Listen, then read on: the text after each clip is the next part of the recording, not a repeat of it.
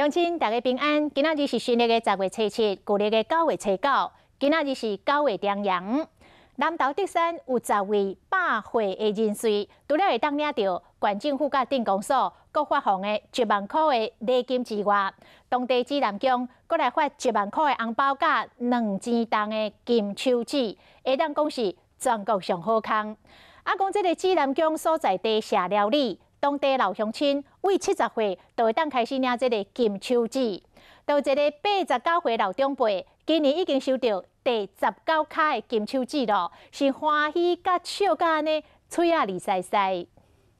红包给你吼，这退国别个。104位老阿嬷真欢喜将红包收落来，德山指南宫后的中央节敬老礼金，红包1万，还佫有1卡2钱重的金手指。 南投德山总共10名百岁的人瑞，每一位拢有大礼，除了会当领到县府甲公所所发的各1万的中央礼金以外，还佫有指南宫的1万块红包甲2钱重的金手指，会当讲是全国上好康。家己来要照顾身体的，活得越久，这领得越多。 这位老先生78岁啊，2手是挂7卡1钱重的金手指，金光闪闪。当地满89岁的长辈会使领到19卡金手指，这拢是指南宫伫中央祭巡送的。